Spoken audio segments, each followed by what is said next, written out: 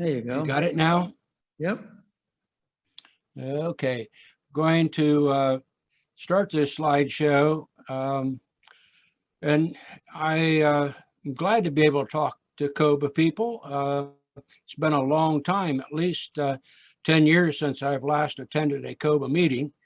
I hate to say it, but I'm from sunny North Carolina, where we don't have any snow on the ground today, but we're expecting some this weekend. I was asked to give a talk basically about what a person does during this period of time of the year. And I'm going to start out with the fact that it's still winter. I don't know, from what I've heard from beekeepers in your area, you've had a fairly mild fall so far, and your bees have been flying, even some indication that maybe they were flying on some cold days this past week. So with that being the starting point, I'd like to say, and I don't know how many of you are beginning beekeepers, but I'd just like to have somebody there give me a show of hands.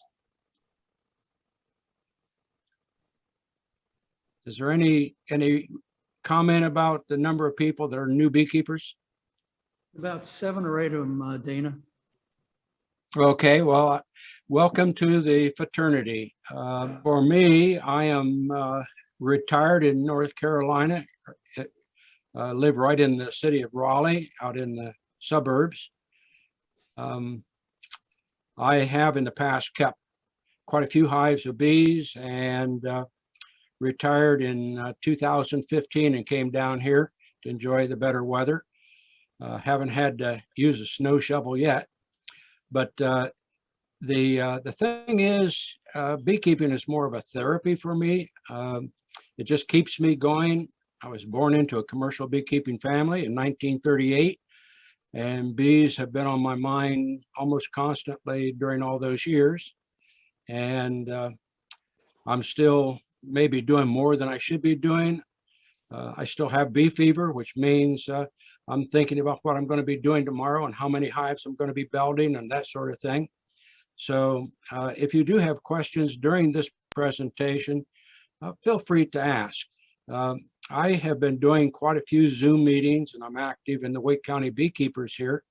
We just concluded a bee school, a 2-day bee school with 83 students, and the class was full. We had to draw the line, and there seemed to be, over the last 10, 15 years, a lot of people joining us as beekeepers, and I'm so delighted to be a part of that. As I go through this PowerPoint presentation, if you can read the screen and a lot of the material on it, I don't have to read off the screen. I'm going to be making comments and remarks, and if you have time to ask questions toward the end of this presentation, I certainly will stick around and try to answer some of them. I also write a weekly newsletter. I have done it for the last 4 years. It is absolutely free, and if any of you are interested in receiving a presentation of that newsletter, I publish it on Saturdays, send it out through my email. And if you would like to get a copy sent to you, all you need to do is request it at stallmanapries@aol.com. That should be on your screen, and it's free. If you ever decide you want to get off of it, all you need to do is say, "Take me off," and you'll be off. The email list that I have is not sold, and I send it blind, which means no one else can see who is receiving the email. But it has grown considerably over the last 4 years, and writing that newsletter keeps me up to date on what's happening with beekeeping. I still have a lot to learn. Spring's just around the corner, and some of you are probably ordering package bees. And when I lived in Ohio, I thought basically that those who were successful were the ones who waited until April to put bees in their hive. And the sign that I use is basically when apple trees begin to bloom. So I've got a sound coming through my PowerPoint. I don't know where it's coming from.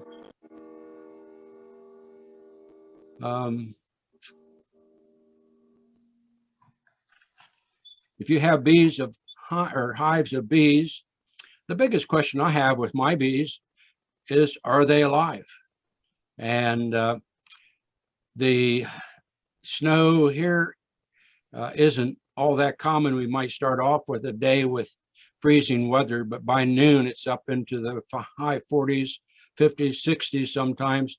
And so it's very easy for me to go out and take a look at a hive and watch bees actually flying out of the entrance and returning, many times with pollen on their legs. In your area, there were times when I lived in Black Lick and London, Ohio, where it would be maybe a week or two before I'd see something like that. So if you're looking at a hive that's covered in snow, no bees are flying, the entrance is closed, one thing you can do for the bees is go out and remove all that snow that is around the entrance. My cursor is more or less on the hive, trying to show you what you need to do. Just open it up so bees can get in and out. If it seems to be plugged with dead bees, it'd be a good idea to take a hanger, a clothes hanger, kind of cut it and bend it so you can open that entrance up a little bit so bees, when it does warm up, can get out. There's a number of ways to tell whether a hive is alive. Live bees produce heat. So if you can detect heat, you know you have bees. And there's several ways to detect the bees without actually opening the hive. And one would be an infrared camera. Another would be one of those laser temperature guns that can measure the temperature that's being emitted from the hive. But you can also take the top cover off. I don't recommend taking the inner cover off at any time during this cold weather, but you can place your hand over the inner cover. There's a hole, and if you feel heat, you certainly know that you've got some bees. Better yet, when you take that top cover off, if you see bees around the inner cover hole, you know you have bees. Another way is just to kind of knock on the side of the hive and listen for a hum. There are some people who go out and buy these stethoscopes that doctors use to put the cup on the end to hear movement inside the hive. That clearly would indicate that there's bees there as well. Of course, the easiest way is to check to see if you have any bees in the snow in front of your hive. A live hive will indicate the bees tried to fly. And one of the things that bees do is they leave a nice warm hive interior, fly out that entrance, and essentially fall to the ground, immobilized because their muscles freeze up. This is a picture showing a hive has an entrance that is open, and here are bees on the front of, or on the snow in front of the hive, and that indicates to me that those bees were alive and probably are still alive. When I open up a hive a little later, and I don't recommend opening up any hive until it's above 60 degrees, even if I see bees flying out of the hive. When you open a hive, much of the heat that the bees have generated will escape. Kind of compare it to leaving your window or door open in your house during the winter time, just letting the heat escape from your house, which cools your house inside.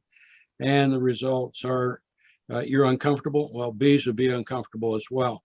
There are two pictures on this slide. The one on the left shows a very nice, healthy cluster of bees. The one on the left shows a nice, healthy cluster of bees. The one on the right is a hive that one of mine, I extracted honey from the frame that you're looking at. There's still live bees in this hive, but there's no honey up above for the bees to use to survive the winter. So whatever the bees have, it's located below this top super. I use a deep and a medium on my hives. So what you're looking at is bees in the hive alive. They're moving around inside the hive, but they probably need fed. And I'm going to address that question pretty heavily here because a lot of bees are going to die yet this year.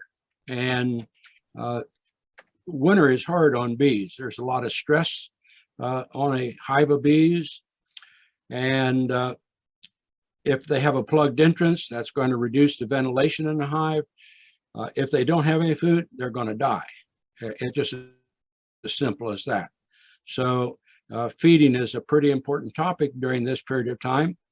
And a quick way to determine whether a hive, without opening, determine that a hive has enough winter stores is to try to pick it up by the rear handhold on the back of the hive and kind of lift it up a little bit and lean it like a hinge a little bit. And you can definitely, if you have several hives, determine what the real light hives are going to need. And the heavier hives would indicate they still have a lot of honey stored.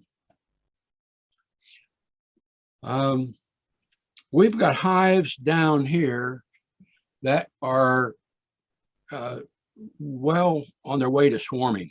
I just read a blog the other day that they have swarming going on in Florida right now. Here in North Carolina, it's not too uncommon to have swarms in mid-February, but this is a picture from a hive, had 4 frames of brood. It has drone brood. You know, you're well into the time when bees will start to prepare to swarm when you see drone cells like this. No drones yet in the hive, but they're starting to think our population is growing, we're expanding, we're using up food, and eventually we're going to need to have a queen that will reduce the congestion in the hive. So these drones are needed to mate with the virgin queens that result. I think even in Ohio, I have seen queens begin laying right after the winter equinox and have a cluster that's consuming a lot of food for these bees, for the young larvae. And if they don't have honey nearby, a very cold snap hits, that hive is in danger of dying of starvation because the bees just can't move to honey that may be in the hive.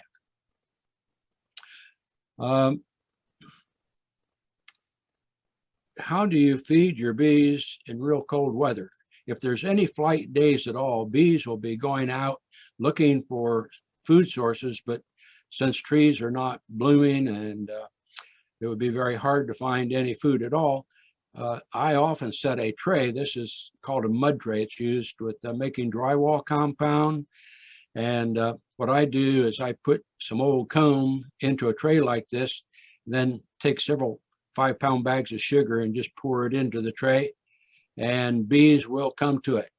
And that's an emergency feeding system. I don't like this because you're going to be feeding all your neighbor bees as well. But for the most part, another method would be to pour sugar, granulated sugar, around that inner cover hole. And that's a very good emergency feeding method for cold weather like we have right now. If you have time to prepare and put food on honeybees prior to this real cold weather, I like fondant patties, and they're very easy to put onto a hive of bees. Fondant is cake frosting, and the bees really do like it. So if you place it right over the cluster where the heat of the cluster is rising, the bees get up to it. And it's the difference between that hive starving or surviving, even if they do have honey. Just because they have honey and they have weight doesn't mean the hive is going to be able to get to the honey where the honey is located. Well, they're certainly not going to be able to get to it out there in the snow where you put it. Well, I put it out in the snow, and quite frankly, there are days where the bees do fly. That's stupid. I see bees flying in the high 40s. So if the temperature reaches 40, Well, then open up their hive snow and put it in stills. there. Why would you put it outside? There's many ways that you can feed, and this is just one of them that I use. I find it successful. It does prevent opening the hive, and as you mentioned, you could put granulated sugar around that inner cover hole. Many people do. And I do appreciate your comments, by the way. What I'm going to show you right now are some honeybees that died. This is a hive that has a lot of honey. And even though you've got a lot of honey, you'll notice that these bees have clustered. They have definitely honey within reach.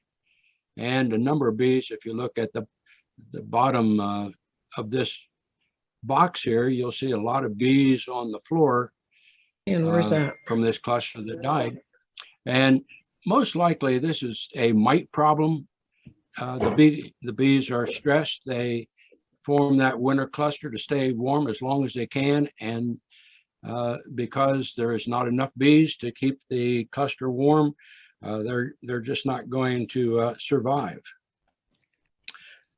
Sometimes we'll find when we take a dead hive and look on the bottom board, this happens to be one of those boards that fits under a screen bottom board. And you can see on this slide, small hive beetles. I would assume small hive beetles are in many hives in Ohio. I know that Mites all over there, buddy. Yeah, I see them. And I'm glad you saw them as well. This is when they talk about a mite bomb. yeah. This hive was a mite bomb. So one of the things that really prevents something like this would be attention in the fall of the year when you still can do something about it. Right now, this hive has not survived, and I'm going to mention some of the things we can do with hives that have not survived in just a little bit.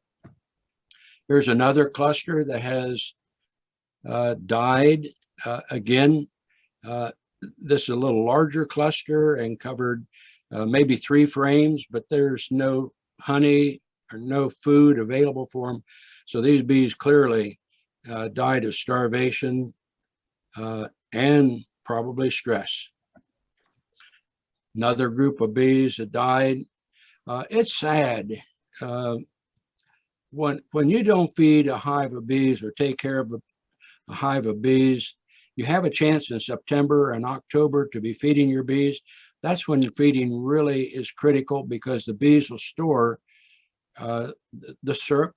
Generally, you can still use syrup at that time where they're going to be needing it. And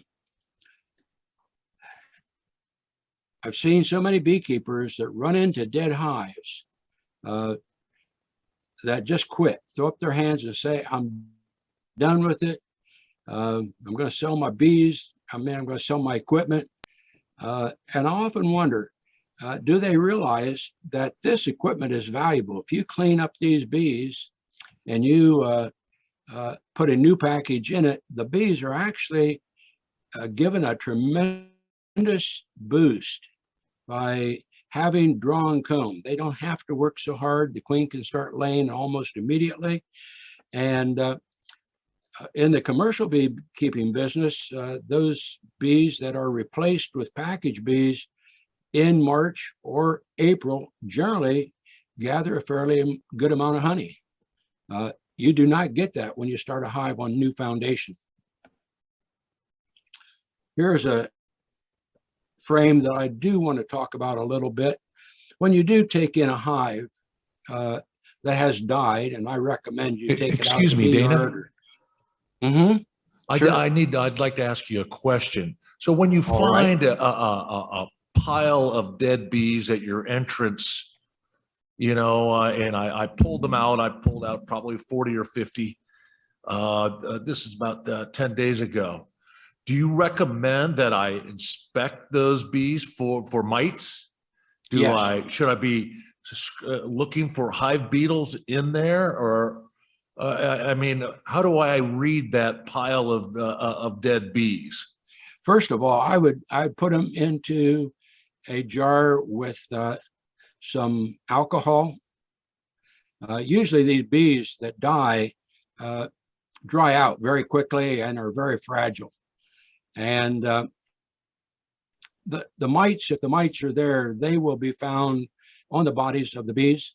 And if you put them into a jar with alcohol and then shake it, and then filter the water or filter the alcohol, you will find mites if they exist. And by the way, 40 or 50 in my mind is not many bees. They can cause us to be alarmed, but you'd almost have to take a look at the entire bottom board and see how many dead bees you really have. And if you have a dead hive, as that picture earlier showed, there could be a lot of mites, could be small hive beetles and things that are very easy to find. When you see adult bees that have died in a mass, sometimes you just need to put them into a wash. The mites, by the way, will more or less float away from the bees, and you can then determine how big your mite load is. It's something you can do when the bees are alive. The sugar roll test will let the bees, the sugar prevents the mites from grasping onto the bee, and by shaking the jar and then filtering the sugar and so forth through a screen on your sugar jar, you can then look at the powdered sugar that falls through the screen and observe mites that may on them. Question is, how many mites can you find with about 300 bees that is at some kind of economic threshold where you don't need to worry about, the population of mites? Every time I see a mite, I'm thinking this mite population will explode and I've got to do something about it. I've been around beekeeping for a long time, and there's one question I cannot answer, and that is, what do I use to treat the mites? I've tried just about everything, and sometimes they work and sometimes they don't. And right now I'm using a vaporizer with oxalic acid. That doesn't work all that well, even though I read articles and things that says it's great. I'm still searching for an answer. And one of the things I do is really rely on the queen stock that I buy. You have an ideal situation right there in Central Ohio with Joe Lackshaw living in Alexandria. Joe was a New Albany resident for quite a while. And Joe raises some of the best queens, I think, raised in the United States. He has a doctorate from Arizona State. He worked in the bee lab at Ohio State University. And quite frankly, if you read his website, you get an idea how he's producing what are in reality great queen stock. He's not depending basically on chemicals for his bees to survive. He's trying to do an advanced survivor queen method of raising the stock he uses for breeding. And Joe is very involved in beekeeping. I know that he is somebody that would be a good speaker for your club to have. Any other answer to that question you'd like to have?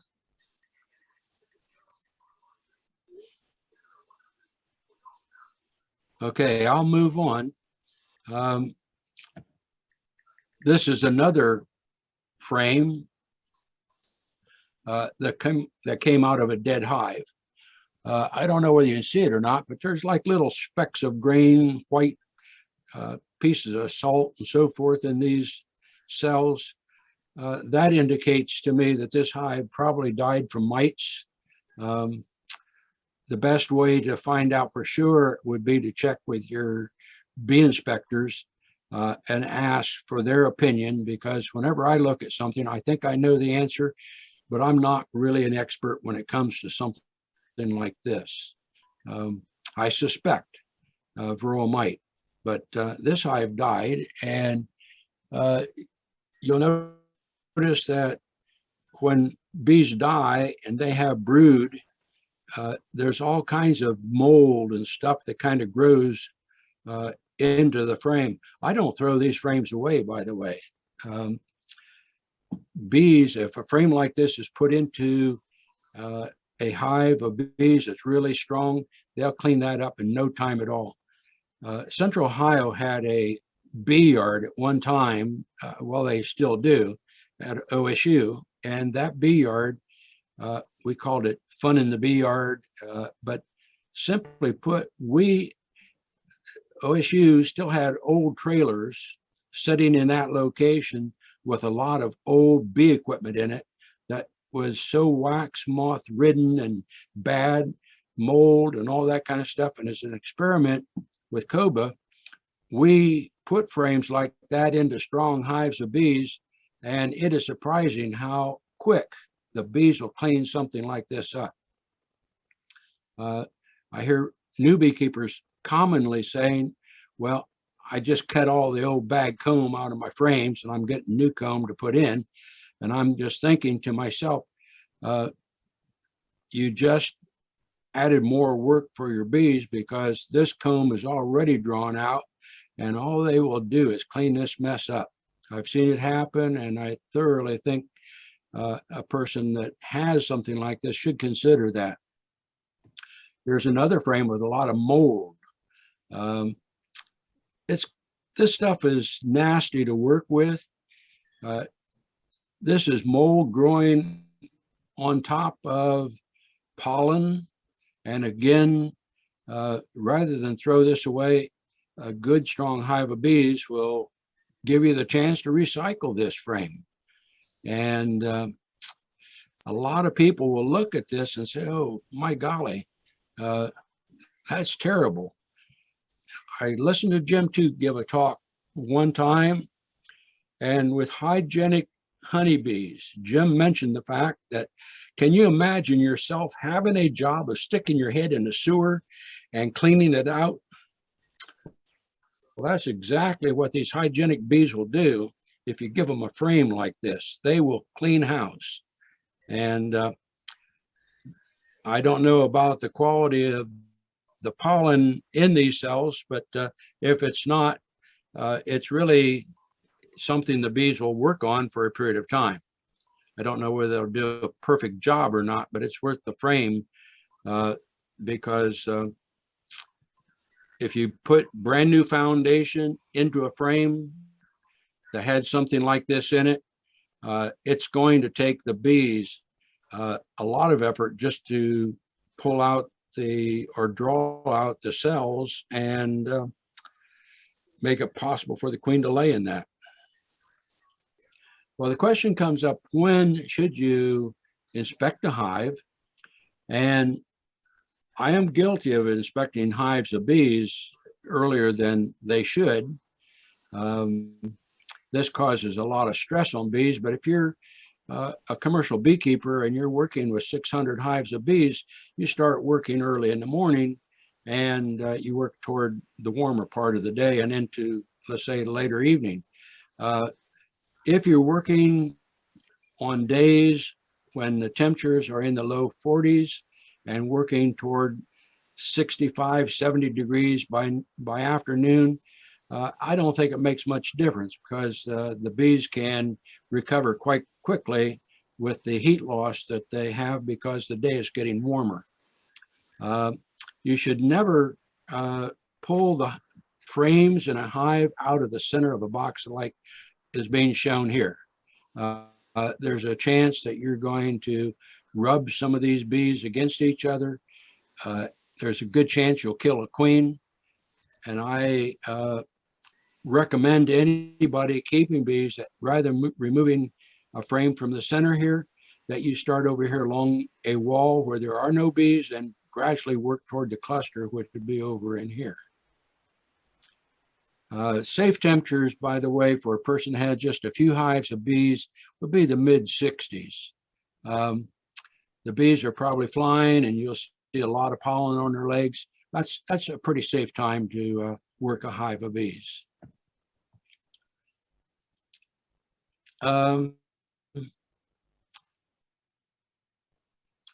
If you break the cluster on a hive like this and you start moving frames out, you don't want to pull the frames where there's a lot of bees gathered between the frames. You can pull some frames out here. If you have a hive like this that you find no brood in it, early in, let's say in Ohio in March, if you can't buy queens, don't pull a frame from another hive to put into this hive expecting them to raise a queen. You've got to make sure that you've got drones flying that can mate with any queen that they would raise.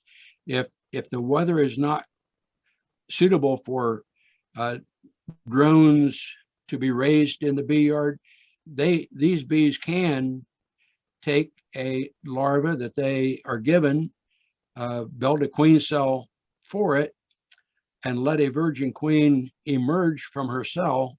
But unless there's drones out there flying that this young virgin queen can mate with, all the work you've done is kind of going to naught. What I generally do with a hive like this is I combine it with another hive that's stronger and then make a split from the stronger hive, and then I'm back to 2 hives. Or I can wait and see whether these bees might have a queen in this cluster that I didn't see, and she just hadn't started laying yet. There's a number of decisions that a beekeeper needs to make when they're working a hive of bees in the spring. And of course, what we want to see is we want to see brood, and we want to see a queen. We want to see a lot of honey around the frames near where the brood is being raised. And quite frankly, sometimes bees that are left alone do quite well without us messing with them. Okay, what should you be doing in the hive anyway at this time of the year? Well, there's some reasons why you should open a hive whenever you get a chance. Does the hive have a queen? That's the first question I really ask myself when I open a hive. Second question was, do they have enough food? I depend more on pulling some frames to look at the food and where it's located than picking the hive up from the rear, because the hive may have weight, but maybe that food is located in those outside frames.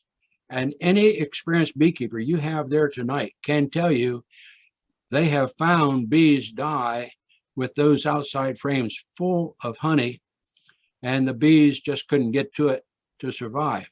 The kind of feeders you use, I don't like liquid food during the winter because it adds a lot of moisture to the hive, and moisture is really detrimental to the development of bees. But top feeders or division boards, these are food sources that are essentially under the top cover, protected from the outside weather. A Boardman feeder, those are the glass jars that sit on the entrance. Those are practically worthless during real cold weather. But dry food like the fondant does not add the moisture. And as long as you keep adding patties as they consume them, that will really help the hive much better than any liquid food you put in. But when we're in an emergency situation, any kind of food is better than no food. You also should check for debris on the bottom board because these, I'm sorry. Is that a question? Okay. If you have a 2-chamber hive, and if you check it right now, but most of you will find there are no bees in the bottom box. Most of them move up toward the top. And one of the things you can do in the spring, as soon as the weather's makes it possible, you can reverse the hive bodies, put the top box down on the bottom board, clean the bottom board off first, and then set the empty box that was on the bottom board on top, giving the bees room to move up. When do you remove the entrance reducer? I generally make that decision based on the number of bees inside of the hive. If there are not too many bees inside the hive, I leave the entrance reducer on until I see that it's impeding the traffic in and out of the hive. And that's why I answered this question a little bit earlier about bees blocking the entrance. You can take a hanger, a clothes hanger, metal one, and bend it in shape of a size that will fit into the opening you have on your entrance reducer, and just move it sideways to move whatever dead bees are in the hive, blocking that entrance to an outside position so other bees can still get through. Okay, equipment needs. Do you know? You should know by now what you need as far as honey supers. I generally regard every hive should have at least 2 medium honey supers for it. When a honey flow comes into a hive, I've seen bees fill 1 medium super completely with honey in a week, 1 week.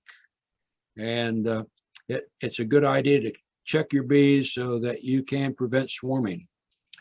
Another thing I do during the wintertime is I take care of all my weed problems. I visit building sites, especially brand new homes where they've been putting roofing material on the house.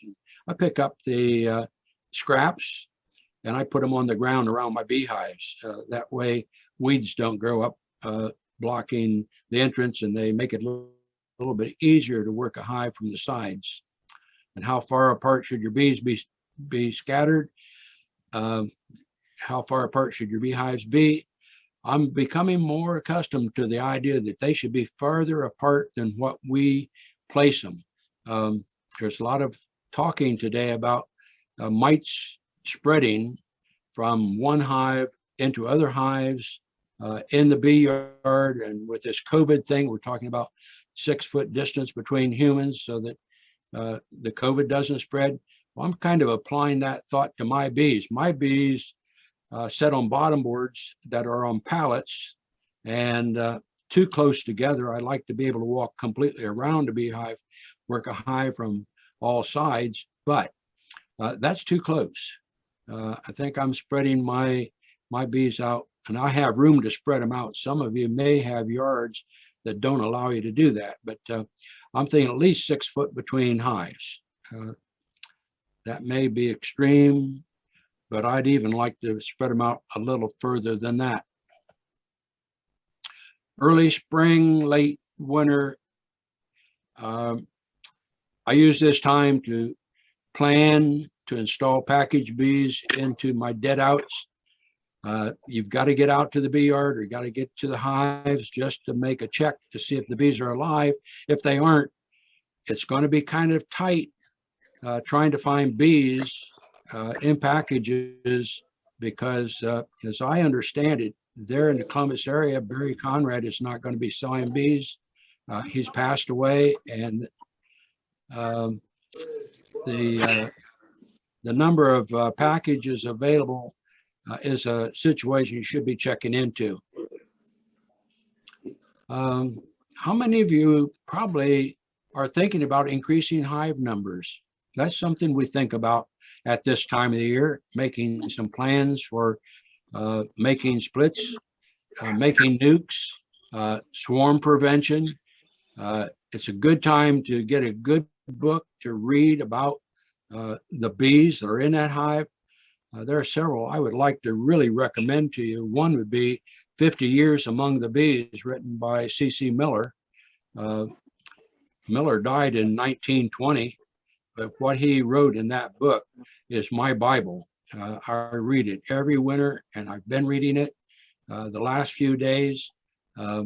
Just so much in there about hive management that has not changed.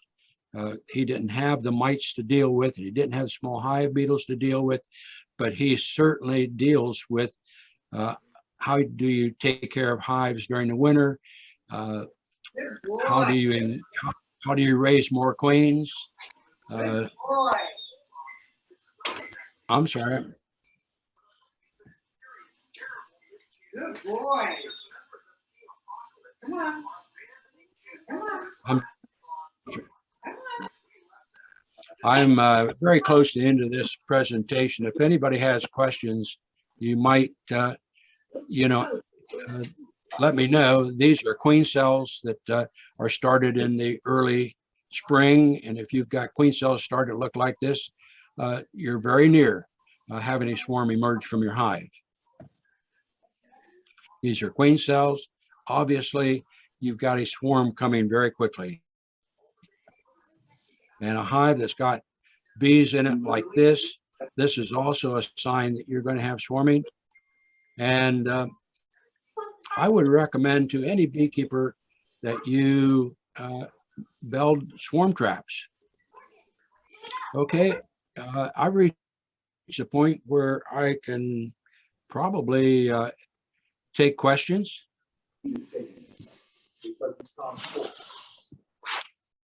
Hi, Dana. What was this? Were you going to recommend a second book before there was background noise? Yeah, Honeybee Democracy by Tom Seeley Oh, okay. in Cornell. Honeybee Democracy is a great book to read. It's very easy to read, and it covers the democratic process that bees actually communicate each other what their needs are and what they need to do about it. I just attended, actually I spoke to the North Carolina Vet College students, the second and third year vet students, and they are including a unit on honeybees, and they are more or less looking at the honeybees like an animal. Each of the three kinds of bees in your hive do not act independently of each other. They all work together. Each one of them is so specialized that they perform a specific task that without it, the hive would not survive. And so I kind of got a pretty good feeling that a hive of bees is really, when we talk about the development of honeybees and how they have evolved through eons of years to act as a cohesive body. It's almost like those bees are the heart and the liver and the lungs and so forth of a superorganism. And as a superorganism, that hive would not survive without one of the occupants of the hive. The queen is essentially an egg layer. She is so specialized that her abdomen is filled with specialized spermatheca, for example, to store the sperm, which the drone provides. And without the sperm, there's going to be no bees. So I just really think when we start keeping honeybees, we should be more aware of what this superorganism is. And you can go online and find a lot of reference to superorganisms, and the honeybees will certainly be at the top of that list. Okay, thank you. Mm-hmm. Go ahead. I have a question, Dana. This is Barb. Hi, Barb. How are you? Well, I'm doing great. Enjoyed your I'm talk. looking at a computer screen and I don't get any feedback. I know. And it's really strange that, I've got a camera here and I look into it. I can't really see what's on my screen without looking down. And here we are talking, and otherwise it would be impossible to communicate with you. Yeah, you can't see how people react, and I hate that as well. Yeah. I have a question. You showed all these ugly frames with wax moth and mold and such. So when do you decide to throw them out versus giving them to a strong colony? I mean, how often do you change your frames, and when do you decide these frames are just too ugly for the bees? Well, I've had a chance to start over. I sold my business in 2015, came to Raleigh without any bees. I talked my wife into having 2 hives of bees in the backyard. And I don't know, 2 hives wasn't enough. So I had to find a farm about 25 miles away where I keep 10 to 20 hives of bees. But hive comb management is an important topic. And since you've addressed it, I think combs should be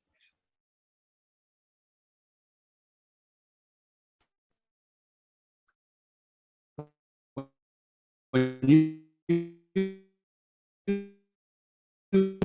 accumulates a crap that's out there that the bees are going to find in their environment. Pollen comes back with some contamination, chemical contamination. There's some thought that this adds to our problem with keeping honeybees alive. But I generally try to replace, let's take a 10 frame hive. I've got 10 frames in that hive. I try to replace 5, any frames at least 5 years old. I mean, if they go through the 5th year, they're going to be put in my solar wax melter and melted down. Usually the comb is very dark by that time. It starts out real nice and pretty, like you see on this screen, almost white. And then as brood is raised in that comb, the cocoon that the young larvae begin to build, and the honeybee pupates in, changes color, gets dark. And so if the frame is dark and whatever, after 5 years, I just have that recycling thing that I'm doing. But you remember when Ohio State had all those truck storage areas out there in the bee lab? Yeah. We took some frames out of that trailer that looked just like those examples I had. And we were playing around in the bee yard, just, I don't know what you want to call it. It was just to see if the bees would clean up all that wax moth crap and, bad frames, see what they would do. And I was surprised, actually shocked at how well the bees clean that stuff up. But it's not an ideal situation. Yeah. You did that like in the spring when the bees were building and there is really good, strong colonies. Right. But as you know, it's hard to get bees to draw a new comb after you hit July. Yeah. The weather just works against them, and they're geared to raise brood. There's 2 bee seasons really. The first one starts when they start. I really start the winter equinox when the queen starts laying some eggs, and take that as the population explodes and expands and swarming is taking place. Those bees are really into population growth. And then you get to the point sometime in midsummer when all the honey flows stop, and the bees then go into the second stage where the queen lays fewer eggs, And this is exactly the same time that the varroa mite population is increasing. And so the bees are under a lot of stress going into late summer, droughts, whatever it happens to be, heat, high temperatures. And it's actually very hard to get anything drawn. I mean, they just won't draw foundation. And it's not the time to really try to get the bees to clean up comb. Barb, I really do appreciate the effort. And I'm going to make a comment here. I don't know how many members of COBA are familiar with a name, but Florence Bethard was a member of COBA for many, many years. She was known as the Bee Lady, and in fact, her license plate said Bee Lazy or Bee Lady. I had the pleasure to know her. She was very active in EAS. She and I spent some time. I took the EAS Master Beekeeper class in 1995, and Florence and I worked very close together during that period of time. And you've had people, I know that most of you will be familiar with Barry Conrad, but boy, I'll tell you, it was an honor for me to be around you and Barb and all those people who really were very hard worker bees for our colony. And I do appreciate what you've been doing. Yeah, Florence was my trying mentor. to keep her memory alive. She was my mentor long, long ago. She got me started. You guys can go on, I think OSBA in their archives is a really great article about her. Oh, really? I think so. I'll send it to you. It's that one I sent you. It was really wonderful. Oh, cool. Thank you. So, Thank you, Dana. well, Yeah, you're no, more Dana, than, thank you, because I wouldn't be where I am if it wasn't for you. That's for darn sure. should I tell some stories about you, Nina? Well, if you want. The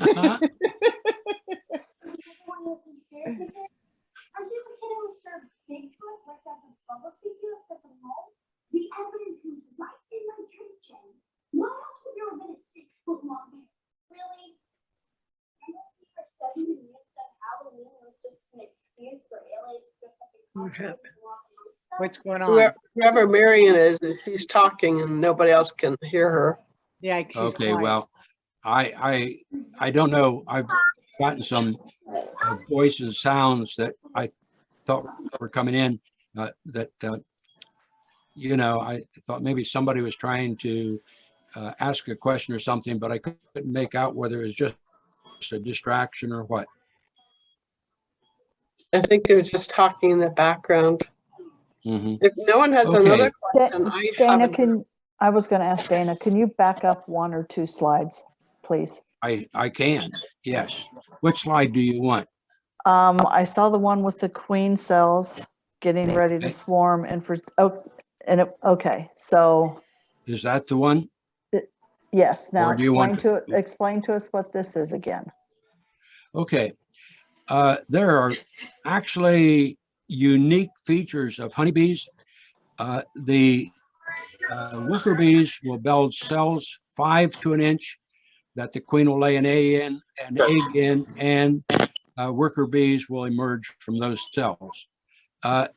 Drones are very similar shaped as worker cells, except there's only 4 cells. They're much larger than worker cells. Queens are very unique because queen cells are built hanging down from the comb toward the ground. And you'll find them along the bottom of frames, and you'll find them clustered together.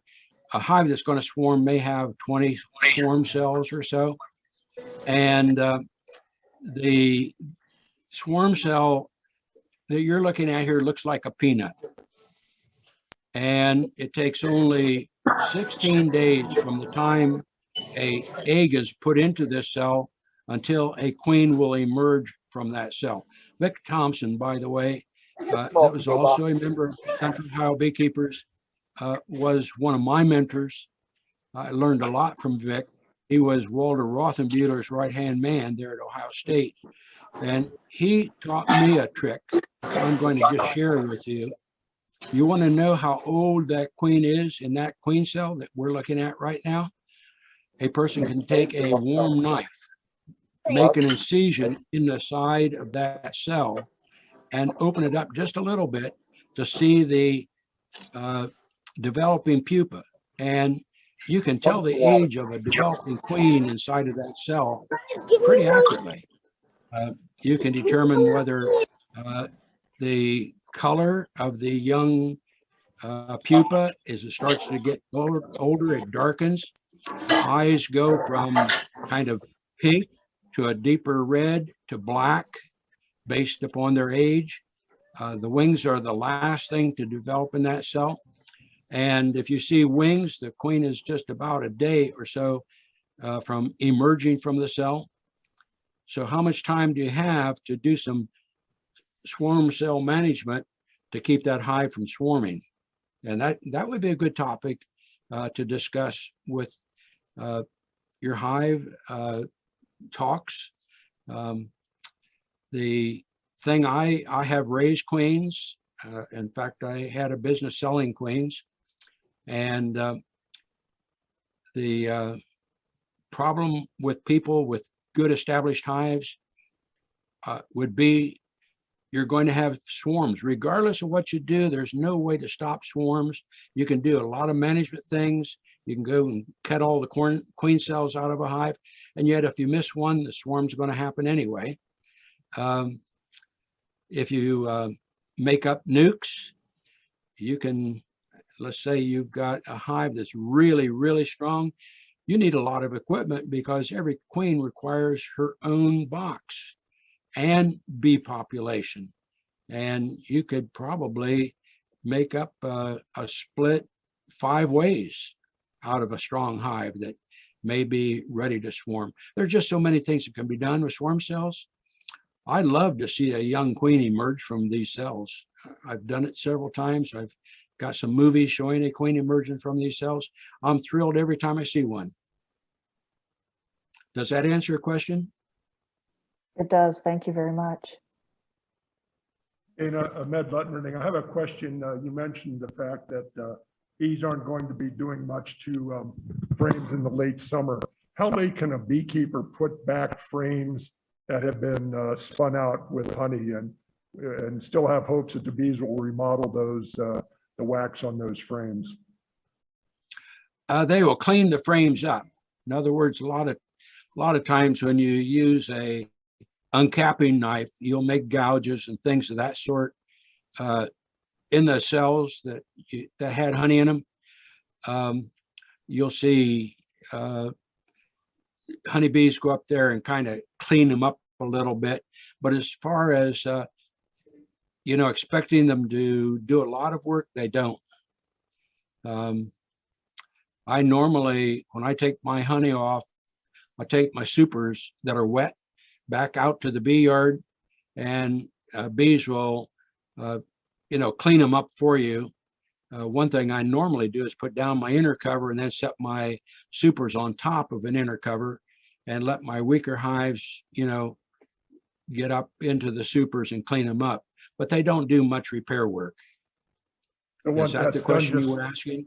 yeah, just store them away for next year then, once that happens. Yeah. Okay. Now, being down here in North Carolina, what I've started doing, I run a deep, super single story deep, and then I put a queen excluder and put honey supers above that deep. That is something that does require a lot of swarm management.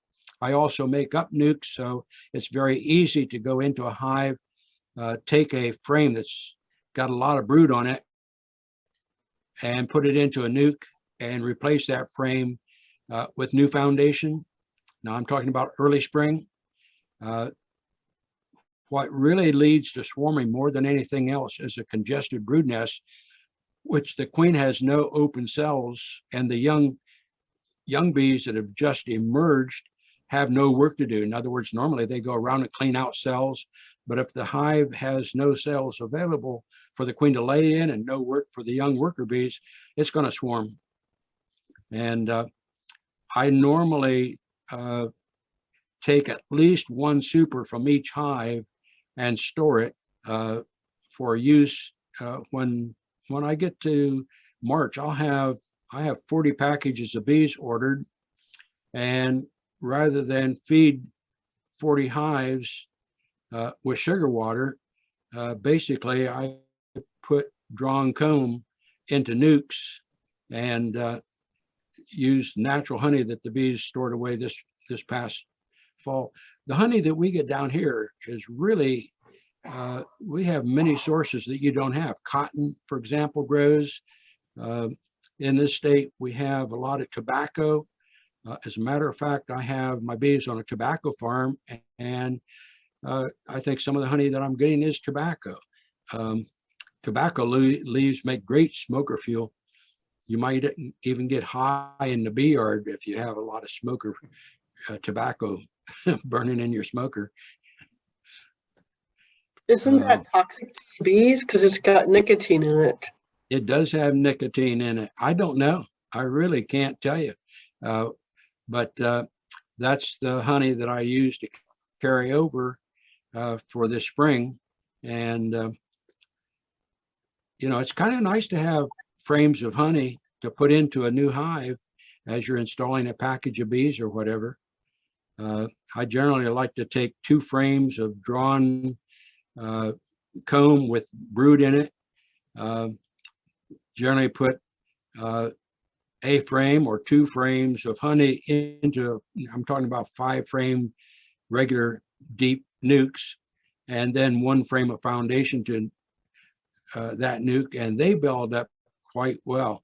I don't sell any nukes. I'm still raising queens, and everything I do free. I've got, last year I had 5 students that I mentored. I will be doing 5 more again this year.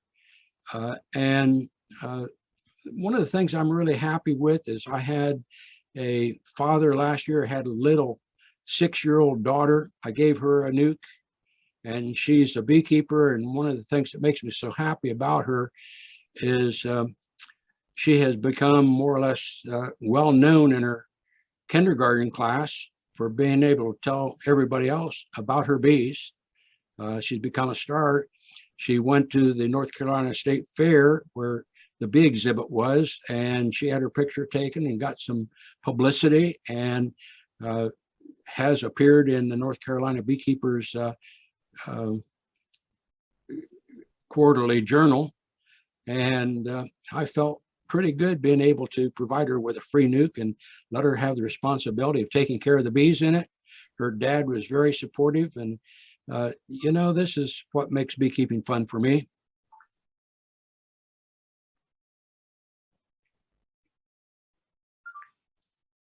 That's pretty cool, Dana.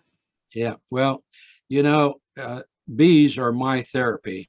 Yeah. As you get old, you start watching all of your friends pass away. And pretty soon, you know, for example, the Stollers, way back in the 1950s, were part of my family, my life.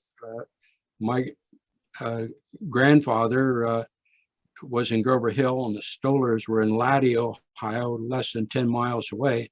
And that was big commercial beekeeping territory back in the 1960s. And I was sad to see, you know, that these people have been dying. I just talked to Carlton Simpson on January the 2nd, talking to him about ordering equipment. And next thing I know, Carlton has passed on January the 5th. And my little talk with him went an hour and a half. If you ever talk to Carlton, you got buttonholed. But you know, those are things that keep me going, and that's important for all of us. And to have Barb and Nina on here tonight, and others, it's just great. I'm having the best time of my life ever. That's cool. Yeah. Thanks, Dana. Mhm. Yeah, we like seeing you too. Yeah, Yeah. well, Well, I can remember the day you cut that queen. We should do that one day for you, Winnie. We'll cut a queen cell open like Dana showed us and open it up and then put it back together. I remember that. that wasn't Dana's idea. That was Vic Thompson. Yeah, but you Uh, did. You cut it and you opened it up, and then you Yeah. put it right back together. Well, it's a little bit of surgery. We can look at it that way. Mhm. It's exciting, bee races, bee beards, all that kind of stuff is fun. Yeah. So, Yep. does anybody else got a question? Anyone have any question here? Here? None from the audience, Dana. You- Thank you. Okay, well, I will close off here. I've been pretty active with Zoom meetings. I had 2 meetings yesterday on Zoom. I've got this one tonight on Zoom. The Zoom makes it possible for me to sit here in my office and sit here without my shoes on, my blue jeans that have a little bit of dirt on them, and a Well, at nice least you shirt. got your That's all I need, pants on. something presentable. I'm sorry. I said, at least you got your pants on. Some people don't even wear their pants on Zoom. Well, yeah, well, my wife wouldn't accept me walking around the house without my pants. So, yeah. So it's been delightful to be with you guys tonight. I felt very comfortable giving this talk. I miss getting that feedback from those of you who are on this Zoom meeting.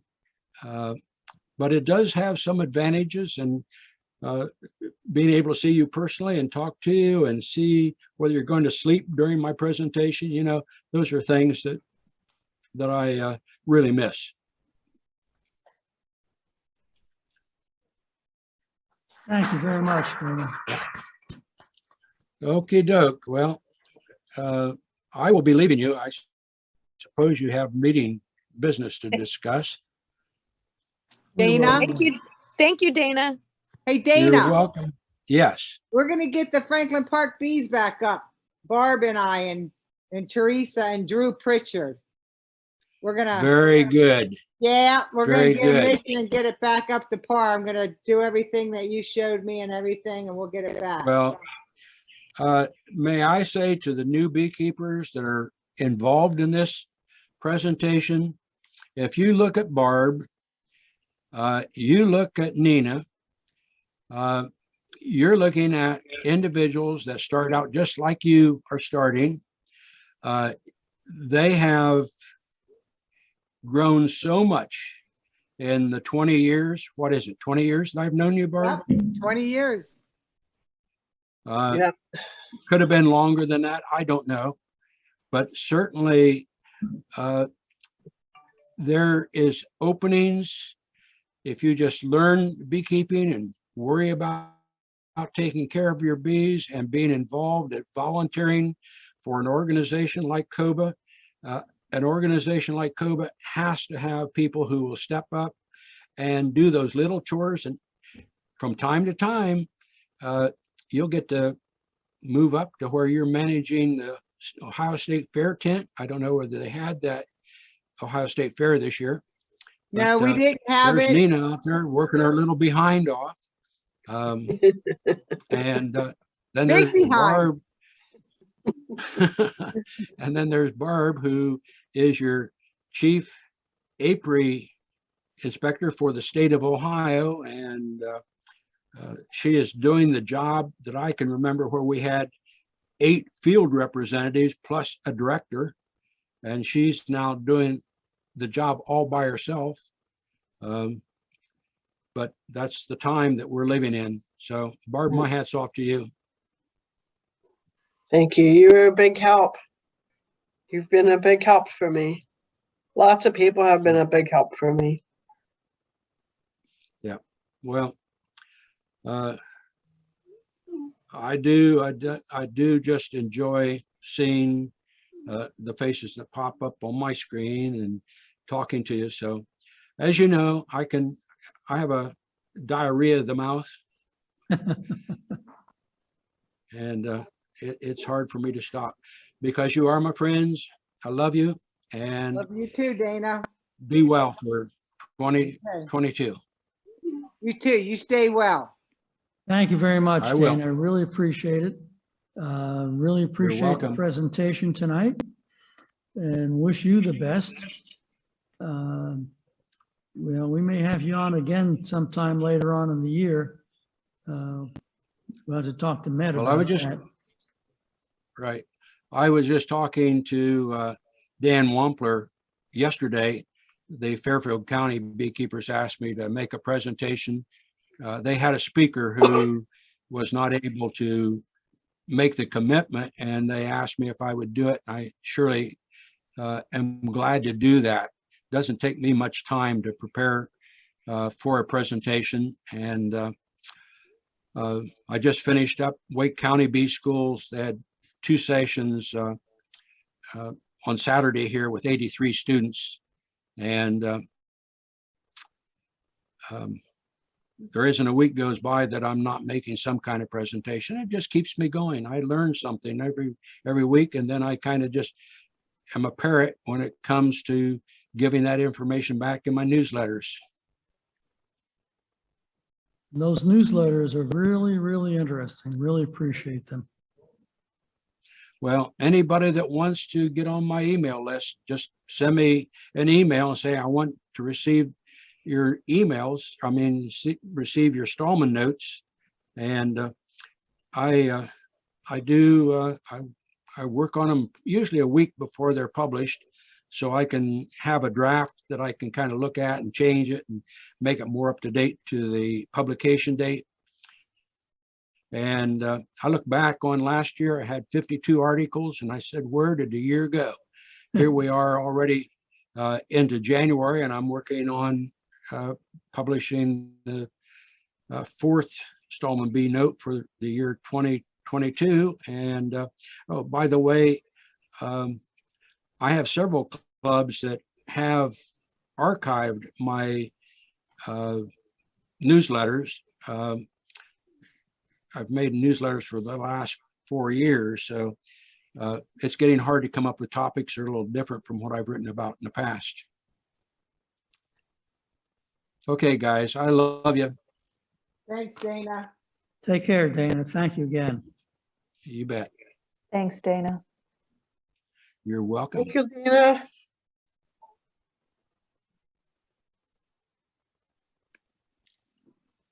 See you guys. Take care. Bye-bye. Bye.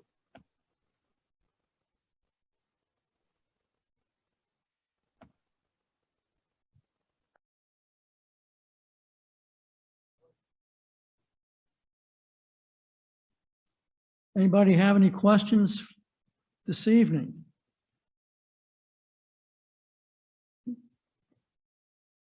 The folks that are new beekeepers are participating in the bee school. If you have any questions you'd like to talk to us about it, you're more than welcome to hang around and ask. You're more than welcome to help yourself to the snacks out here.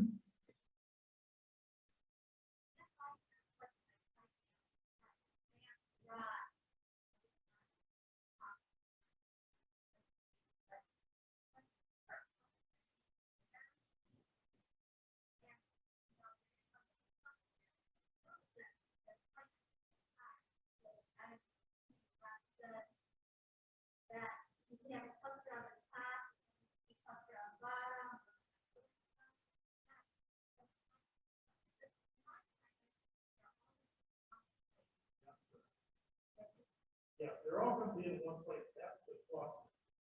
But they're going to be spread out, they may be spread out across 2 or 3 different frames within the hive. But that cluster that will move to the food source. They'll try to move around with different format so that they can move, they'll move around. Today, the bees were outside. The cluster broken up, for that period of time. So then they're all over the place. They'll all come back together. Yeah.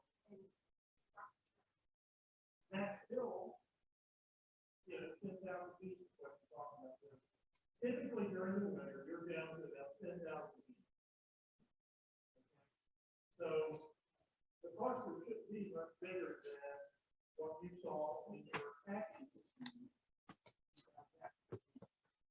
Now, some of ours, that's what they look like today. Others was literally the beach. It was all over the top. There were just, way too many bees. They don't fight the back out. That cluster gets tight. And as it gets colder, it gets tighter. So it'll start in the bottom. And then as the winter progresses, they'll move up. Because they're moving up to the food source. So your food stores are always up top. Try to drive those bees down in late summer. You want to drive them down and watch the honey on top.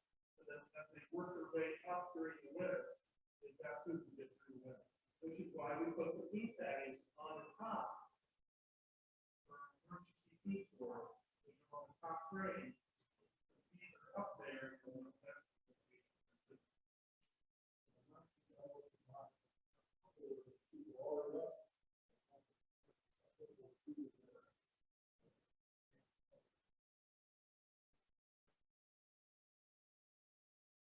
So I just wanted to give you folks a little bit of update on our piece of those of you that don't know, we're in the wrong community.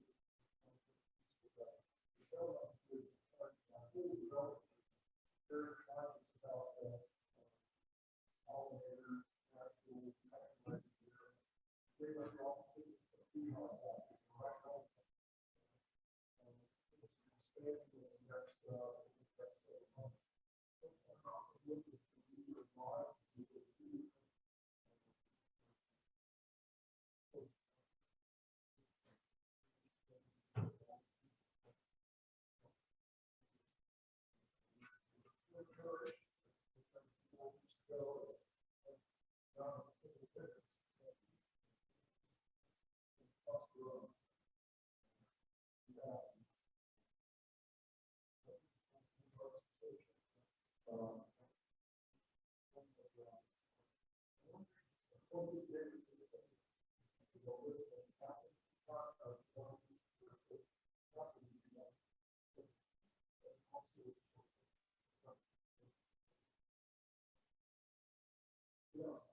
Yeah. A